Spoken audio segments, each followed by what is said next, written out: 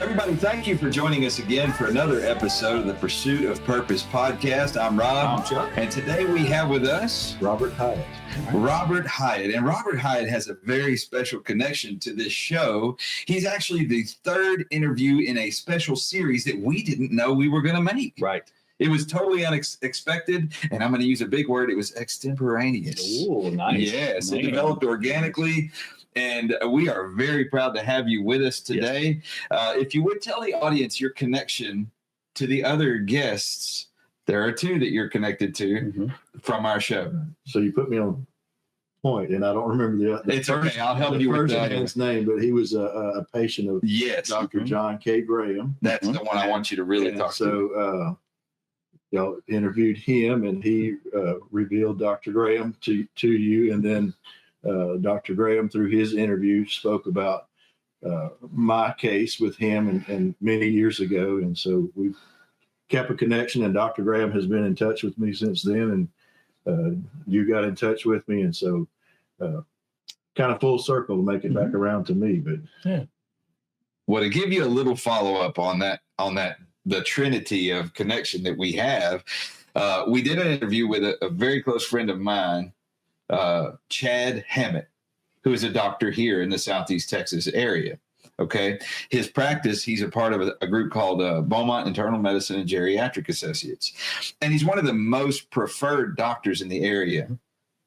He is an amazing man, an amazing physician, and he attributes his practice and his way of being in his bedside manner to Dr. Graham. Mm-hmm. And we didn't know that. We didn't realize that was going to materialize through his interview. We learned all of this stuff. And then he talked about Dr. Graham, and we requested of him, could he help make that connection? Right. And he did. Mm-hmm. And then here we are. Yeah. While Dr. Graham was on here, he spoke that there were two cases in his life that touched him very deeply, like that really impacted him. Absolutely. And helped create the man that he became. Right. And you're one of those cases. Yep. You and Chad were those two impactful cases. Right. So before we go any further, before we go into your whole life and everything like that, tell the audience what he did for you, or what he did to you, or however you want to describe it. So in 1977, it was Easter weekend. It was Good Friday. I was, and my dad worked for a tractor company, and he had rebuilt a tractor from the ground up, was very proud of it. And so he was giving our family dog to a coworker that worked at the tractor company. And so long story short, the dog ran off. My sister and my mother chased after the dog. My dad went to show his tractor off to the coworker, didn't realize I was pulling my little wagon up behind. And so my dad had a tarp over the seat to keep it dry, and I pulled the tarp off the seat. After they had started the tractor, the PTO was running, the tarp flapped around my arm, twisted my arm completely off. Oh. And so my dad grabbed me up. He heard me scream. We ran to the car. And at 4 years old, I told my dad, don't forget my arm. And so he laid me in the car, ran back to the tractor, unwrapped my arm out of the tarp, put it on the floorboard of the car, and we headed to Manny, Louisiana, to the medical center. And it's just a series of events. It was all the Lord's will. The doctor there had been reading a medical journal that said severed limbs, wrap them in plastic, place them in ice, and that will preserve the limb. So the doctor there, that's the only thing he knew to do, was wrap it in plastic, pack it in ice. I was placed into a Sabine Parish Sheriff car. The sheriff's office drove me to meet a Caddo Parish Sheriff car, and we were escorted to Shumpert Hospital in Shreveport, which was where, as part of the Lord's will, Dr. Graham was the doctor on call that night. He had an office across the street from the emergency room, and they were told through, I guess, telephone and radio communications, we're here, we're there, this is what we have. And he went back to his office and prayed until he heard the sirens coming. Wow. And so he was the only doctor in Shreveport that had trained under for microscopic surgery.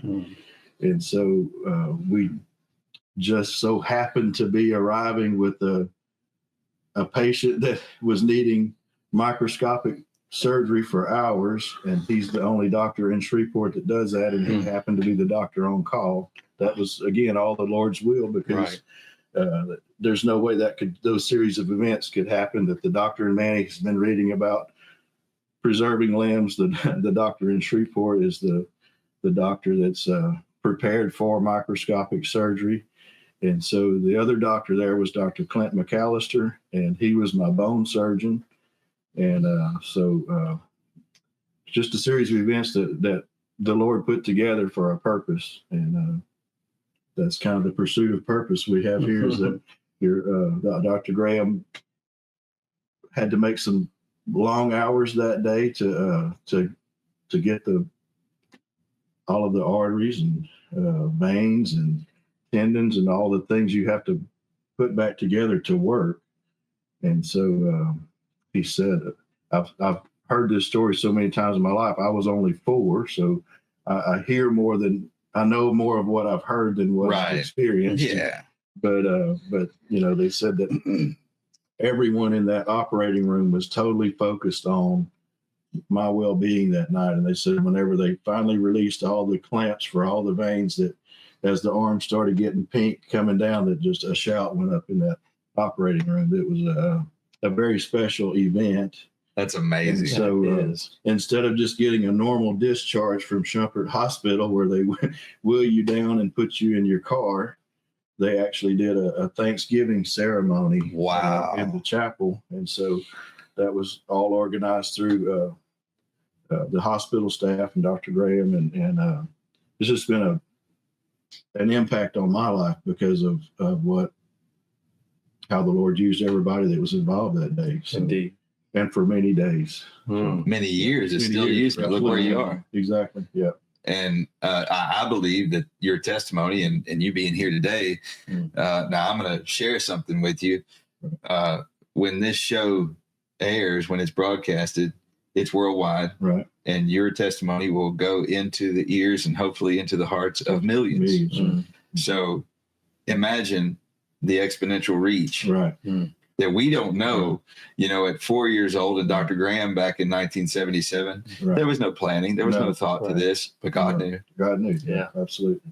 And who knows how many lives can be changed from that foundation? Countless. Absolutely. So thank you for sharing that. Now, I'm going to ask some crazy questions about the experience. I know you were young. You don't remember everything, but how did it remove? How did your arm come off? Was it the joint or did the bone actually? No, I should have wore a short sleeve, but my elbow's here. It twisted off here. Wow. And so they had to do some work because the bone was kind of splintered on both ends. So they had to grind it off a little bit, and they cut open from here to here so they could lay it open, and they cut the arm open from here to the palm of my hand so they could lay it open. Put everything back together. And I don't remember how old I was, probably around 9 or 10. The scar started tightening. So we went back to Dr. Graham, and he did some different Z cuts. And so to kind of relieve some of where it was pulling together. And then I've done, he purchased a hospital building in Shreveport. And so in the basement of that building, he had his physical therapy clinic. And so we drove weekly from Hornbeck to our trip to Shreveport to physical therapy. And we just have always had a really good relationship with Dr. and Ms. Graham. They've been very kind to us over the years. And I realized the impact that my life had on him. He realizes the impact he's had on me. In fact, when my wife and I married in 1997, we sent him an invitation and he came. And so he and his wife came to our wedding. And so that's a very special connection. Not many doctors go to their patient's wedding and family. Well, arguably your case is one of the most unique. I'll bet if he were here, I'll bet he would say, "What else did you expect?" Right. And I'm going to tell you this: he sat where you stood, Right. and having watched him go through the story and talk about you the way that he did, that man loves you. Yeah, he does. He looks at you as a son, more than just a patient. Right. It's your family. Absolutely. So when you sent him that invitation, right, it was no way out. Right. Exactly. Right. So I'm sure he was thrilled to get invited. Absolutely. Yeah. Not forgotten. Not my doctor for the. So since the initial incident, about how many procedures have you had? Have there been follow-ups? And you mentioned some of the other. Mainly just that one. Okay. At one other time, I think we went back and my fingers weren't coming all the way in, and they still don't come all the way in. But he at some point in time went in and we attached all of the fingers to. When you pull one down, you're pulling all down. But it gave me a better grasp. Gotcha. And so the thumb is separate, the fingers are separate. But I've been able to do amazingly with what he's established with my care. It's just been unreal. But most people don't even realize I have a basically quote unquote handicap because I don't allow it to handicap. We'll just call it a difference. Exactly right. Yeah. They can see that maybe my fingers are a little curled and they'll say, "What's wrong with your hand?" Or cold weather maybe looks a little purple sometimes, but they're, what's wrong with your hand? So I get to tell the story over and over again is, well, this is what happened in my life when I was 4. And so I can't tell you how many times I've retold the story. I'll bet. So, I'll bet I could tell, like while you were saying it, that it was very much a practiced thing. You've had some experience with it. Absolutely. So I'm curious now. So that happened at 4. You were still going to therapy and things at 10, according to what you said. I don't know if we did consistently the whole way through, but after the different surgeries, we would go and do therapy. Okay. So obviously that changed the way that the left arm functioned. Right. Even though it could still function, it didn't function the same exactly as the right. Were you able to participate in sports or anything like that? I was the last guy picked for every team. So when you're in class and they're picking the basketball team or the who's going to be on flag football or the baseball, softball type thing. But I didn't let that bother me. I hate, almost sounds bragging, but I was one of the cool kids. The people like to be around me. I mean, I'm just always, I love people. And so even though they didn't really want me the first pick on their team, people accepted me and for who I was. And I have a really close friend from school and it would hurt your feelings when you were a kid, like, come on, pick me. But I wasn't the sports guy. So, yeah. The good news is, and I'm going to say this, even though we've only just met, haven't even really been around each other a full 30 minutes yet, you are blessed with charisma. And that goes a long way. And what I believe to be true so far is that you have charismatic authenticity, which means that you're authentic and people can smell that, and that carries you a long way. But one of the cousin words of charisma is care. Yeah, exactly. Yeah, absolutely. You've seen the invested, absolutely spent a lifetime doing that with family. Of course, you mentioned school friends and all that, and then Hornbeck is a small place. So it doesn't take long to know everybody. I don't know everybody as well as I did growing up, but now that, of course, families move in and out of communities, and so but we knew everyone in town growing up. Indeed. In fact, we were on our way here. We owned 2 stores, and so we stopped by the one coming toward Texas, and one of the ladies there remembers when this happened. And because she was a girl. Wow. She says, I remember that when that happened. And she hadn't put 2 and 2 together yet of who I was, but she works for me. Wow. She works for my wife mostly, but so she small world. Small world. In fact, I remember when that happened. that was a big deal, and it was a miracle. And I'm like, yes, it was a very big miracle. There was numerous miracles happened throughout my lifetime, and that was mostly related to my arm. So.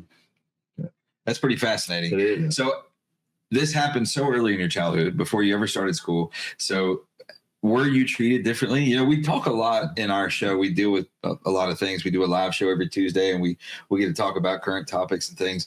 And bullying is a big thing. And it, truth be told, bullying has been going around since the dawn of mankind. So how did that affect your social treatment at school and, you know, with the other kids and everything like that, having something different about you? I don't feel like I ever experienced bullying. I don't know why, but I just... So you were the bully is what you're saying? No. That wasn't the plan anyway. It was. But my teachers all knew about me. And of course, my kindergarten teacher, I had to miss most of my first kindergarten year. And so when I was looking to go into first grade, they held me back because they didn't feel like I had enough of kindergarten. But all of my teachers knew my family. They knew me. They knew what I'd been through. And they were very supportive. And in fact, I still have teachers through the years that actually come in our store, and they'll talk to me even still. It's neat to see that, you know, we live in a good community. We have good caring people in our community. Did you find that on that same line, did you find that people were maybe, I guess, still held you to good accountabilities, or were they a little bit more passive? That's what I'm That's what, including, I'm sure, your parents are like, I know we know about your arm, but you're still going to get in trouble. My dad would, if I was into something, he would get a call. So. One thing about it is, if he acted up, it's not like anybody wouldn't know who he was. Right. He wasn't going to blend in with the crowd. He's already made news headlines and everything else by that age. So, I mean, everybody knew. He was famous at that point. That's the price of fame, right? That's a fascinating thing. One of our favorite authors, in fact, the book sitting right there, is Napoleon Hill. And he wrote a book that is one of the biggest selling books of all time. And it's a great self-help book. It's called Think and Grow Rich. But in that book, he talks about his son. His son's name, Blair, and his son was born with no instruments of hearing. He didn't even have holes in his skull. Right. Like everything was just sealed off, no ears, no nothing. And he raised him in a certain way to where he didn't act like it was a disability. Right. In fact, he learned how to use it to his advantage. Right. And then he actually made a career out of not being able to hear by getting involved with the Acousticon hearing aid company. Okay. And he became like their vice president of sales and ended up being enormously successful because they installed bone induction hearing aids on him. So the reason I bring that up is, did it help you? Were you able to parlay that experience? Well, I think because I knew I had limitations, I always tried that much harder. Like I wasn't going to be the guy that failed because I was scared of work. So my whole family, we were working class people. I mean, my grandfather worked for the highway department, and he was off at 3:30 every day. And when he came home, he put his lunchbox up and went to work outside. And so we worked. He raised acres of corn and peas and greens, and we raised big gardens at our house. He had huge gardens at his house, and so there was never time to really whine about anything because we were so busy. We had chores to do and we had things to do, and my dad worked, and so I push mowed our grass. We did not have a riding mower, and so I mean I never had an excuse to I can't do because there was too much to do to say I can't do. So I love that. That's what helped me as well too. Is like we just did not have time for being the victim. We were expected to work. I absolutely love that. I think that's something that we, and I say we, I'm including myself in this, have failed at as parents. We don't require enough out of our kids and these younger generations. we coddle them too much. Absolutely. A girl shouldn't have to mow the grass. Mhm. I mean, I grew up with a family in our Right. church who had like 6 or 7 girls. Bless their Right. hearts, they kept Yeah. trying and they kept popping out girls. Right. So the girls ended up doing everything, Exactly. just as if they were, Exactly. boys. It didn't matter. Mhm. They mowed the grass, they Right. washed cars, they did whatever it takes Right. to keep the family going. Absolutely. So I failed Right. as a dad. Right. We failed in our home. We didn't require enough out of them, Right. and we're seeing that difference Right. in entire generations Absolutely. of people who weren't held accountable or weren't Right. forced to produce. On a similar note, having done this counseling for 3 decades and then other things before that, youth ministry and all that, I've had numerous families that have cycled through, and maybe they had one of their children or special needs, Right. and almost without exception, and I'm so impressed, these pediatricians and people that are now treating this child that has some type of setbacks, that do not raise them differently. Right. There's going to be a few things they can't do, but if they don't look at their little broken face, Right. turn them around, Exactly. whoop that bottom, Right. because they will be better in the long run. Absolutely. And it seems like your parents kind of took that on They too. did. Yeah. Yes. My dad was all about we're gonna get things done and you're gonna be a part of it. So I mean it was I had a good family. Yeah. So speaking of family, how many siblings did you have? I have one sister. Okay. Older, younger? She's 3 years older. 3 years older. Okay, so you're the spoiled, rotten little brat. Is what it is. I understand. So she's the one that blazed the trail Right. and got all the punishment, Right. and then you came in and reaped the benefits. I'm And an older I know. brother. Okay, so I actually owe a lot to my sister because my parents' marriage didn't work out. Okay. And so my sister was basically through her teenage years my mother. She would my dad would give her the checkbook and send her to the grocery store and tell her you have this much to spend. And she came home, she put up the groceries, she cooked the groceries, she washed our bedding, she washed our clothes, she did her schoolwork, she helped me with my schoolwork, made sure that because I was the procrastinator on schoolwork. So the night before an essay was due or a book report was due, she was the one standing over me saying, "Get this done." And so my sister has a lot of respect from her little brother. So, and Well, she that's works for awesome. me, That is. That's awesome. I love that. Yeah, so she retired after 30 years with the state, and then she works at my store now. So That's an amazing Yeah. story. That is. I love that. That is. I love that. Yeah. So are both of your parents still alive? No, my mother died at 48 with breast cancer, and my dad died with COVID when he was 74. So, Wow. yeah, so I lost him in 2020, and so my parents are gone. Okay. Well, so between the I guess the straight up raising by your folks saying no, that's not an excuse, and then of course the assistance of your sister. What did you parlay that into? What was your career? I know you have the stores now, but was that always stores, or were you into other things? No, when I went to college, I thought I was going to be. I had a first cousin that was into aviation real big, and I thought I was going to be either an air traffic controller or a pilot or something on those lines. And so I started out in aviation science.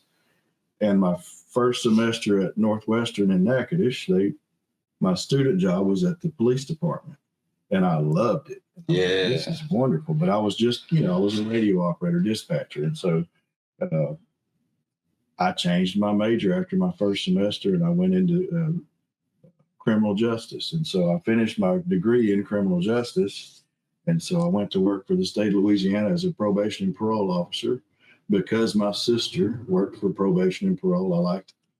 I've kind of followed her lead. She wasn't an officer. She was in clerical, but she married a man that was an officer in the department. And so I just naturally went that way. I stayed there for 5.5 years. And then I transferred to Natchitoches District and as a promotion, and I was there 3 weeks in the federal government. I had been trying to get on with them. They called, and I accepted a position with the United States Probation Office, and so I was a federal probation officer for 5.25 before we bought stores. And so when my daughter was born, I was gone working a lot because my office was 2 hours from home, 2 hours there, 2 hours back, plus a 9-hour day gone to work. So it never was 9 hours. It was more like 10 to 12 because I tend to be a perfectionist, and so I wanted and so I didn't come home on time every day, and so my wife and I talked, and we found out that one of the stores in our town was coming for sale, and so I took my daughter in my arms, and I said, "You raised your daughters in this business, and I'd like to have a chance to raise my family in this business." And he said, "Well, I'm already obligated to another man, but if it falls through, I'll call you."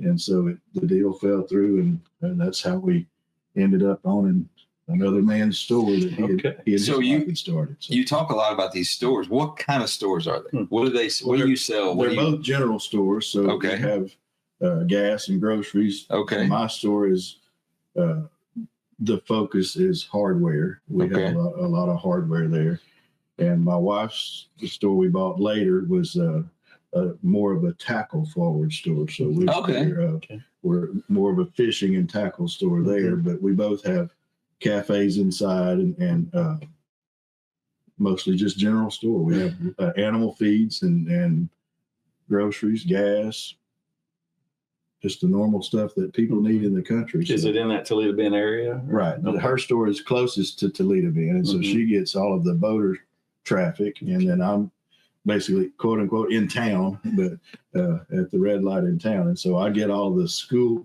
people going to work and school. We get a lot of those people. Okay, very good. And for those of you who don't know in the audience, for those of you who may be listening or watching this and are unfamiliar with Louisiana, it's a whole other country. And what I mean by that is in Louisiana, you can stop at a gas station, have the equivalent of a 4-course meal, buy your hardware before you go home, and get the feed for the cattle or deer or whatever it is that you're, planning to deal with. Don't leave out hunting, fishing license, and maybe get your car inspected. Yes. And a jug of milk and a loaf of bread. There's a country song that's been around for, I don't know, at least a decade, and it's called Beer, Bait, and Ammo. But at these stores, you could add beer, bait, ammo, food, and milk, tackle, pretty well anything else. But I'm going to insert this. We do not sell alcohol at either store. Okay. So is that a choice or a parish decision? No, that's a choice decision. Good for you. That's my belief. I sell tobacco, but we don't do the alcohol. Okay. And that's okay. I like people who live by their convictions. Indeed. And so one more thing I'm going to explain to those who may not be familiar with Louisiana. In Louisiana, you could drop yourself from a plane anywhere in Louisiana, and where you land, you will be no more than probably 100 steps from a fishing hole. Right, so exactly. Any one of these stores, it's a requirement to sell fish and tackle and bait. Right. That's it. Because you can fish nearly anywhere. That's right.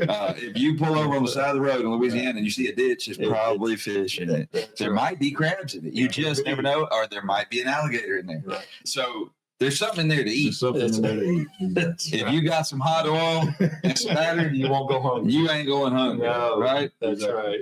And I don't know what it is.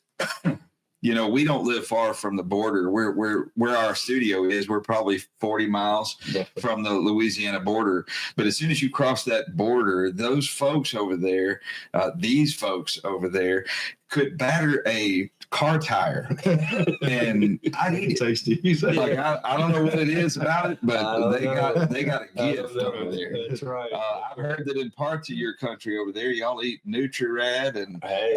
who knows what all. Just I've never done that. Yeah. People who have. If you can scan it, you can eat it. Exactly. Right. That's it. If for dessert, we just put powdered sugar on Exactly. Right. So you brought us to the point at which you got your store and you had your daughter in your arms. How many kids have you got? We have two. We have our daughter is 20.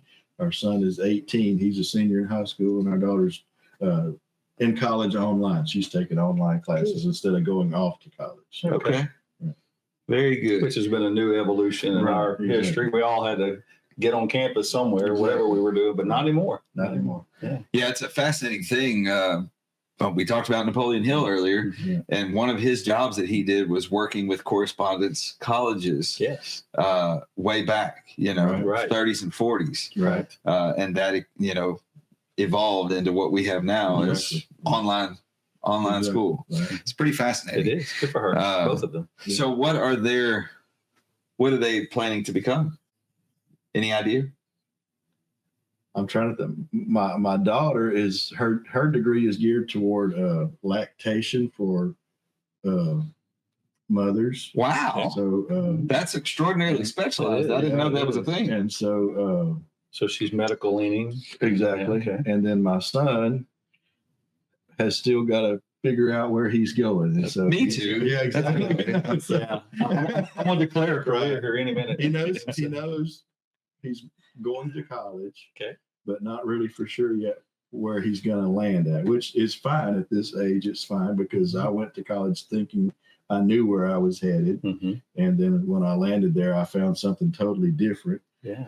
And then I did that career for going on 12 years. And then I find myself in a totally new career that had nothing to do with either the first two careers that I picked. How about that? And so, It's a fascinating thing. Right. You know, I mean, that's kind of how this was started. right. Yeah. Is that there's no class when we're growing up that Right. teaches you how to find your purpose and begin to pursue it. There's Right. nothing that, so we're just like tripping and falling Right. and, crawling our way into trying to figure out what we Right. want to become. Right. I think that's been one of the best experiences among meeting truly beautiful and interesting people. But so many folks we interview are not where they started. No. I mean, numerous. Some of our first guests are on like their third incarnation, and they didn't mean to. They Right. just met somebody and they said, "Yeah, I'll try that." Exactly. Boom! It blows into this great business, and I had no idea. Yeah. So it's pretty neat to see how that how God can design that path, Right. to where we didn't even know we would go. Right. It seemed like your story is pretty similar.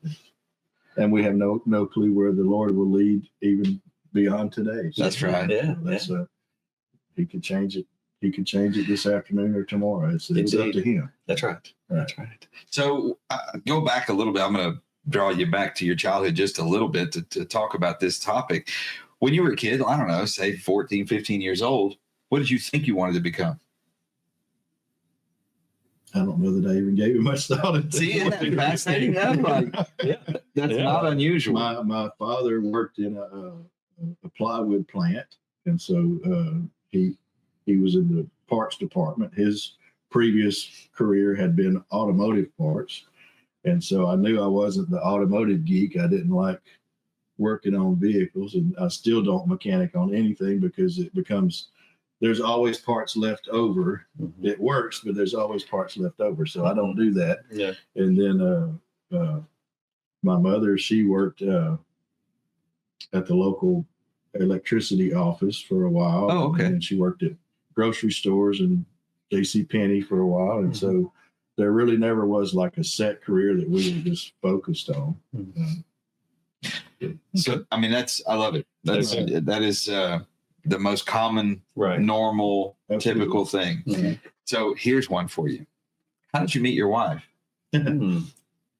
My kids say at a family reunion, but so my dad later married. That would be my wife's mother's first cousin. Okay. I remember that's how that goes. So I mean, it is Louisiana. Exactly. I know exactly. We're not We go to family reunions to meet our Exactly. That's what my kids say.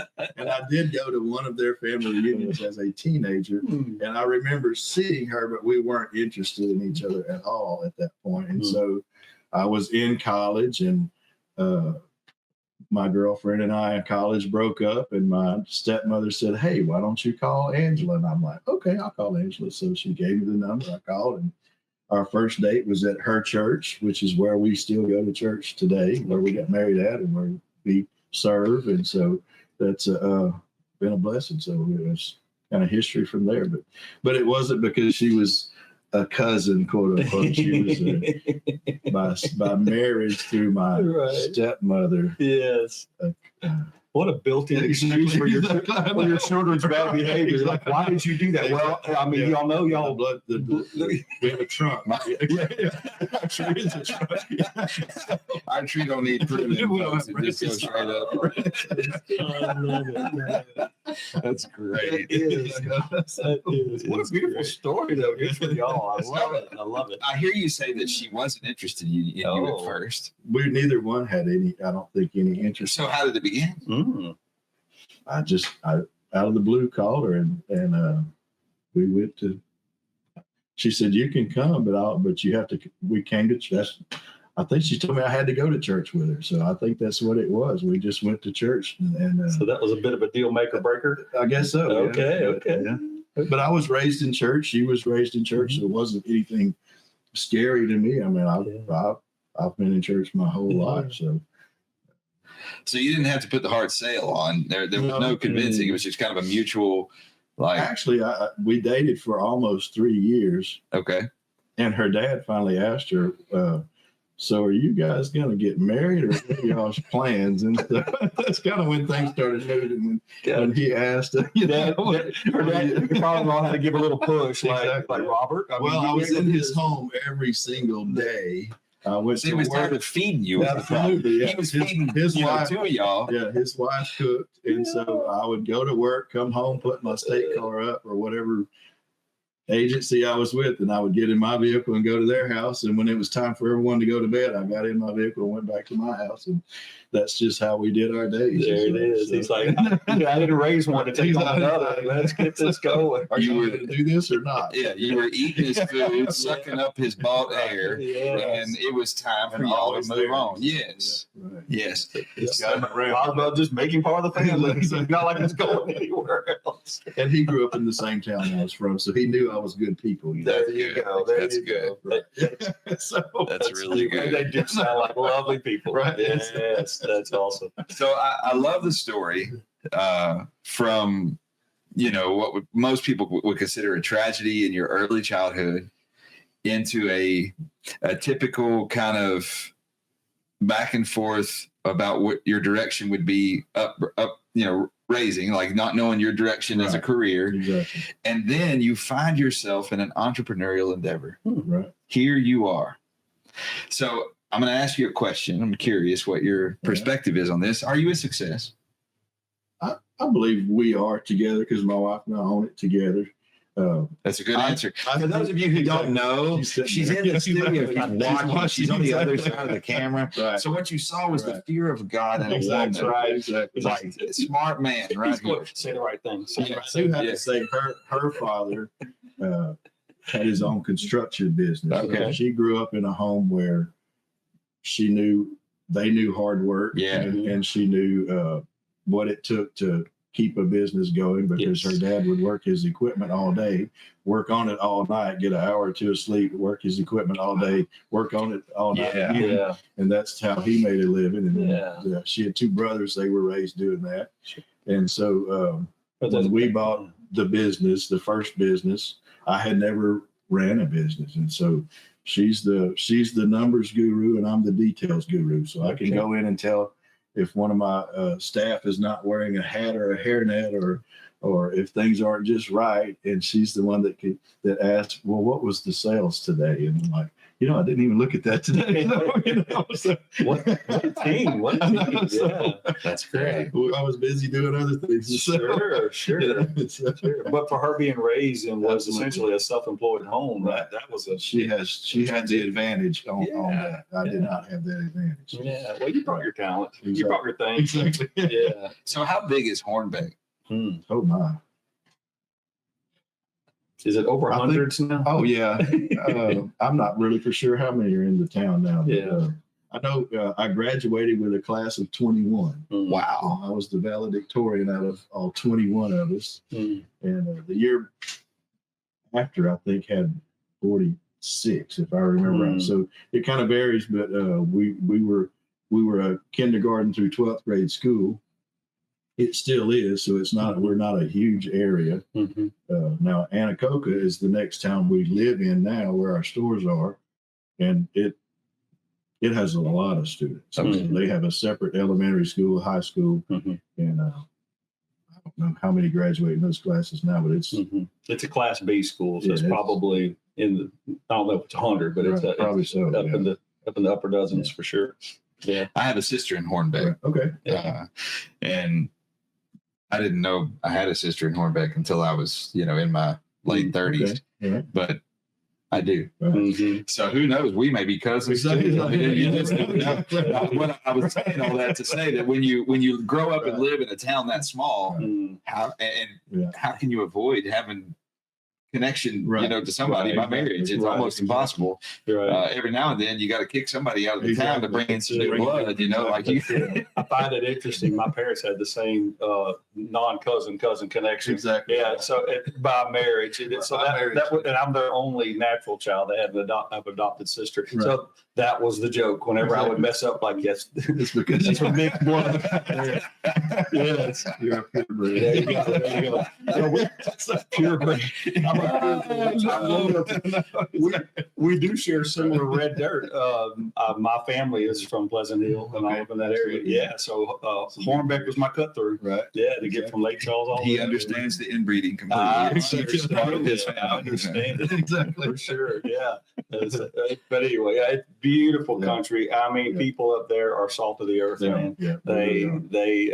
And I'm glad we get to share that kinship. It's kind of like East Texas, that kinship. It's all Right. they're just so similar, and I love it. Yeah. I'm so glad to be raised here and not in some Absolutely. less desirable places. Absolutely. Yes. Yeah. What else is beautiful about that small town atmosphere is the values. It's a very virtuous environment. Right. For whatever reason, the bigger the city gets, they all seem to lose their virtues, They do. their focus on Yeah. true family values. Absolutely. So it's a great place to grow up, and it's a great place to raise a family. Mhm. So good on you for that. Absolutely. Indeed. So how do you think the things that have happened in your life or happened to you, especially starting at 4 years old, how do you think that's helped you develop as a success in life and business, as a father, as a husband? What do you think that did to contribute to you being who you are? I think it had to have made me a stronger person because who knows, my parents would have let me skate on every violation or not. I don't know, but they weren't going to allow me. I'm sorry, that was good English, but they weren't going to allow me to be defeated. And Yes. so they knew I knew I had to work harder. They instilled that in me.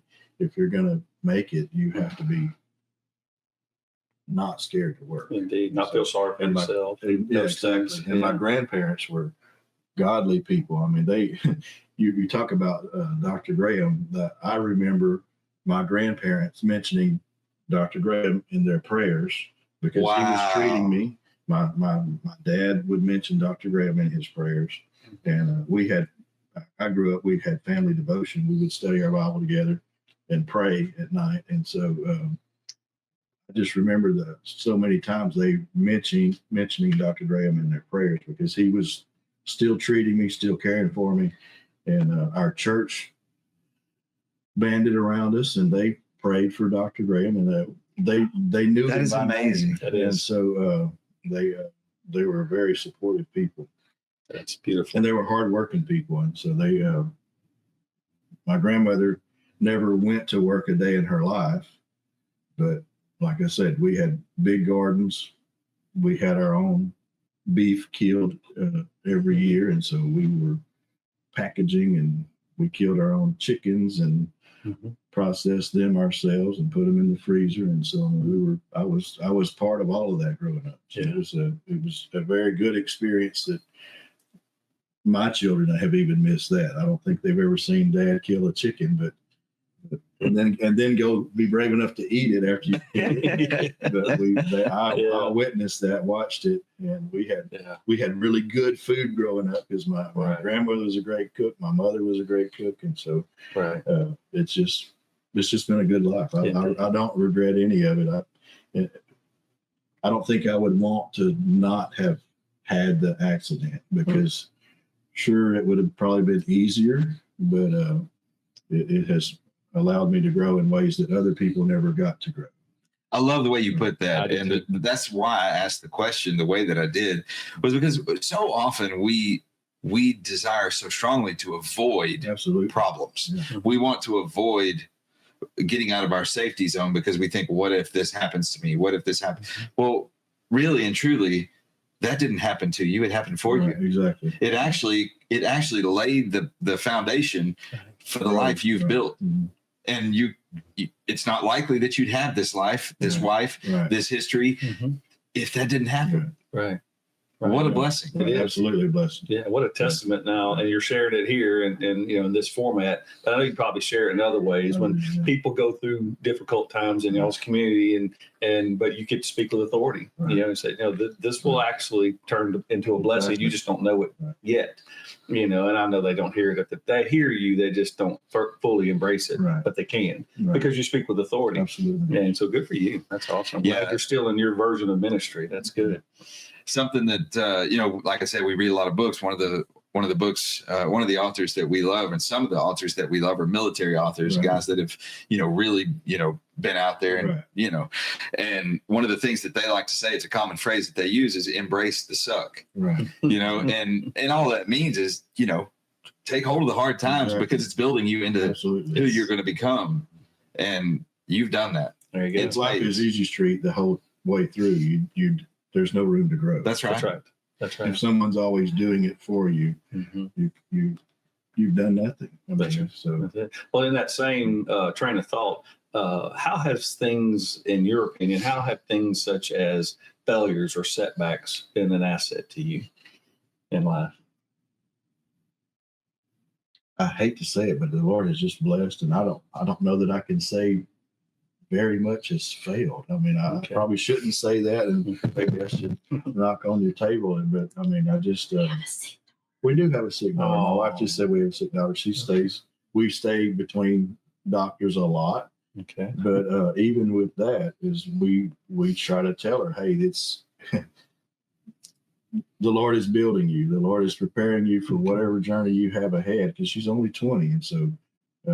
It's a long way to 100 from 20. So I have a grandmother that's still alive. She's 93, and she still picks up every limb in her yard. And the storm blows up and leaves are on the ground. She's ready for them to get up, put in a pile, burn them. Good for her. And so we just have a good family. And so I don't consider that a failure though. As far as there's things that we can't help and can't control. Sure. But the Lord knows where we are, and He knows our needs, and He supplies the strength that we need to go through. He supplies the finances that we need to go through, and so we've never starved or done without meals, and as far as I know, I don't know that we can consider having anything to be a failure, and that's that's not bragging. That's just maybe I'm bragging on the Lord because He's protected me and done things for me that's above and beyond. Sure. Well, you pivoted that well from failure, and I appreciate that to more like challenges and setbacks. Trials. Yeah. And they're all cousin words, as I like to say, but to be able to like encouraging your daughter, like this is not the end of things. Could be the beginning of something, and kind of like our mutual friend, if you will, Dr. Hammett, turned his medical into a motivation, Absolutely. So you are a man of faith, obviously, and you admired this man who sold you the store. You picked him out. You carried your daughter in there with you, and you propositioned him, and you wound up getting this thing that you wanted, right? And you are building something because now you have two. Right. If you weren't building, you'd still have just the one. Right. So what will be your legacy? I hope it's not stores. I hope it's a legacy of faith. Stores are just a representation. I hope my children, and I've told them both, especially like my son is in high school, not really established on a career yet, is whatever if you do what the Lord wants you to be doing, it's going to please your mother and I, because if you're doing what He wants you to do, we're pleased. And so and you will be happy as well. And so I can't pick his career. I can't pick his wife. I can't pick where he chooses to live for the rest of his life. But if he honors God with his life, I will be super pleased. And I think that's the best legacy I could ever ask for. That's profound the way you said that. Do you, and I'm going to make the assumption you do it probably without necessarily being aware that you do it. Do you run your stores in such a way to impart these values into your community? I hope so. I know that you don't sell alcohol as a conviction, and that's a part of it. And our local church going people have thanked me for that, because there was a time, it was 2019 or somewhere back in there, where some changes were made, and so all of the local laws that prohibited alcohol sales near churches in our area, that law went away. And there was a store that chose to do that while I forget, it was redistricting or something like that. They changed, and so the local ordinances went away. But we were given the opportunity. There was the opportunity there to apply for a liquor license and sell. But we went to the town meeting and told them, hey, we're not participating. And so we were thanked by numerous people for not doing that. And I think the Lord has honored that. We, like you say, we live our convictions, and I hope people see that. And I don't do it for that reason. That's not. I just know that I'm raising 2 children, and I hope they will live by their convictions. And I'm hoping that their mother and I can instill a godly heritage for them, and they can aspire to do the same thing. I'm just doing what my grandfather and my dad showed me to do. And so I'm hoping they will see through my wife's dad and me, and my dad. He's gone now, but I'm hoping they can see through things that they've seen through our lives, things they can carry on. Good. So you guys work together in your business. When you're dealing with the employees, who do the employees see as the boss? At her store, we call it her store and my store. Her Okay. brother actually is half owner in the second store we bought. We're 50% owners together, and he's a 50% owner. So they see Miss Angela as the boss. And at my store, they see me as the boss, but they know you don't want to cross Miss Angela. And so Healthy respect. Exactly. Yeah. So if you make Miss Angela happy, she will like you. There it is. But so It's good stuff. That is. It's good stuff. That is. So Wise man. yes. So being unique in this interview that you have a retail type business, are you currently looking for any help? Help right now. Yeah. I actually am fully staffed for a change. That's amazing. Yeah. Yes. We're normally not like that, but right now the Lord is blessed and we're fully staffed. We have one lady that's moving, and so we've already hired and filled her position and getting that person trained and off the ground. And so I'm hoping for a while we're good. So You seem to be a man of like a goal-oriented man. Would you say that's true? I think so. In that regard, is there a next thing for you? Are you looking at the future of, I want to do this, I want to try that, I want to maybe, is there a next? I don't know. My wife and I, we've always loved missionaries and missions. And Okay. I was raised in a family that we went to church, and the pastor either came to our house, my dad's brother's house, or my grandparents' house, or a couple of other homes of the church members in our area. And so we were always fellowshipping with pastors, preachers, visiting pastors, visiting missionaries. My wife's family was basically the same way. And so we've had numerous pastors, preachers, missionaries through our home. And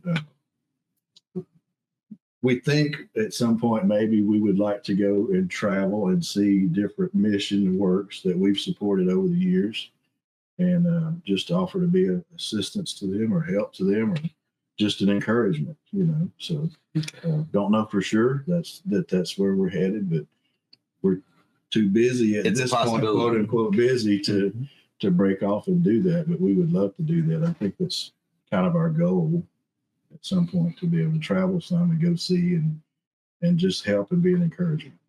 Well, I'll tell you what, it has been an honor to have you with us today. We're kind of drawing to a close, and there's a couple of questions that we always ask every guest. And before I do that, I'd like to give Chuck an opportunity. Is there anything you'd like to? No questions, but I just appreciate you being here. But I appreciate all of the courage but the conviction in your story, in your journey. I mean, even from a young man who was I think righteously submitted yourself to some good parents, especially these good men, including your father-in-law, who were those influences, along the way. And then, of course, transferring that into, as Rob used the word, a legacy. Now I want to pass that on. And so, we can do it through business, we can do it through profession, but it's really coming from the heart. So I just appreciate that. Appreciate you being here to share that with us today and to our audience. Yeah, you are obviously a man of courage and conviction. And high moral standards. Indeed. Good moral compass. That's Indeed. good. Yes. I categorize you as a leader. And I don't pat myself on the back. I just live every day just the way I feel like I should be living. And so that's humility. That's good. And I don't do it for praise or honor. The Lord deserves all of that. So he's done great and marvelous things for me. And that's all I can say. There you go. Well, there are two questions that I end every interview with, but before I do, is there anything that we didn't ask you that you'd like to leave the audience with? I don't really know of anything. I love putting people on the spot and giving them pause like that. I always want to give people the chance to say what if there's something that you came here with something on your heart that you want to leave the audience with before we close. I always want them to have that opportunity. There's no requirement, and there is no pressure. I get it. I just say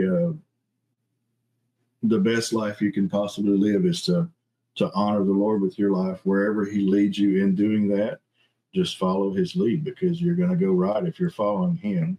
And that's the encouragement that we give to our own two children is just do what the Lord wants you to do. Date who the Lord wants you to date. Work where the Lord wants you to work. Just live for him. Right. That's the happiest life you can choose to live, is if you're making your Lord and Savior happy, you're going to be ultimately happy. And that's why I say we have no idea what the future of our lifetime is going to have in it, but if it remains stores, I'm good with that. If it remains just working around the house, I'm good with that. Or if it involves our children inheriting from us and doing, that's fine too. But I don't want to lock them into, you have to do this because we did this, and so you have to hold the legacy, because someone else can carry the things we're doing now if that's not what the Lord intends for them. So that's kind of what we feel like the encouragement for our kids. Don't be locked down to something that you're not happy with. Make your own dreams. Absolutely. Yeah, I love that. Yeah. So the final two questions that I ask, and I want to say thank you. Thank you so much for being a part of our show. Thank you for connecting the dots, helping us connect the dots for our audience. And thank you for sharing your story through us to the world. Well, I appreciate you having me. I've always told my children, if you're given an opportunity to honor the Lord with something, do it. Because I lead singing at my church. I'm not a trained song leader.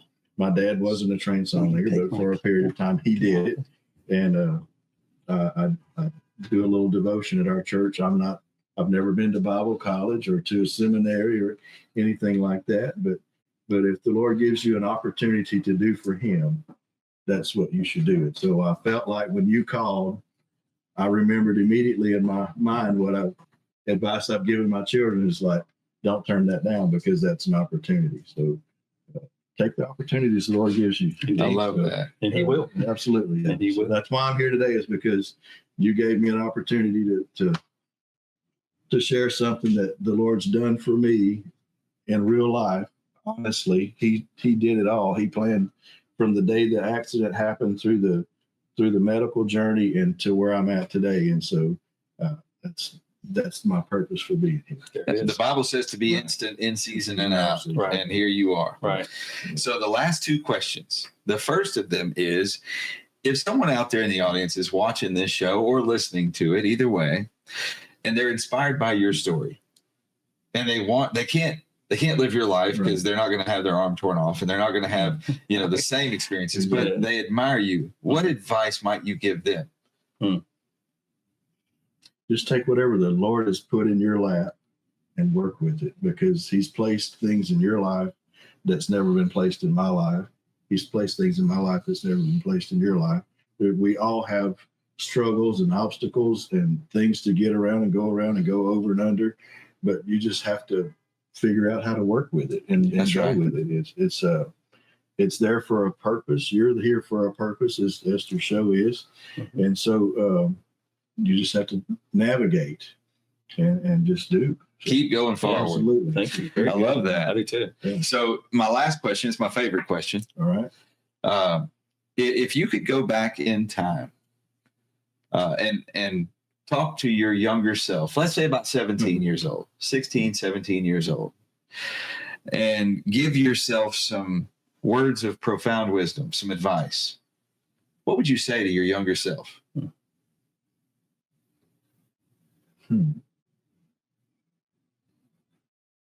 Probably the same things I'm telling my kids now, is just honor the Lord. We had preachers that came through our home and they would say, you're going to be a pastor, or you're going to be a preacher.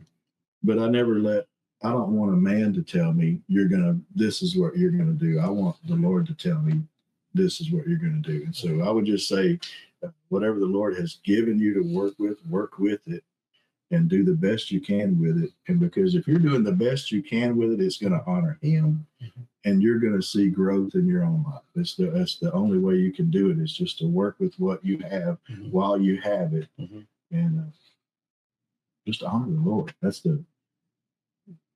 I don't know that I know for sure, because we're all young at times and we all do things we're ashamed of. And so I have things in my past that I'm ashamed of, that I've asked for forgiveness for. And so I would encourage myself not to do those things over again, but I wasn't always as focused on living out what I'm supposed to be living. Yeah. And so I think that would be the encouragement I would give myself back then, is the Lord uses people who are committed to Him. And maybe I should have been a little more committed early on. But, I think that's a common theme among all of us. But I like the idea of embracing the forgiveness I've been given. Well, a lot of people struggle with that, but that's kind of what I hear you saying, is you're going to have them, right, and you're going to be forgiven for them, but receive it. We've all done things we're ashamed of. Indeed, but that was part of our growth. Exactly. So no, very good message.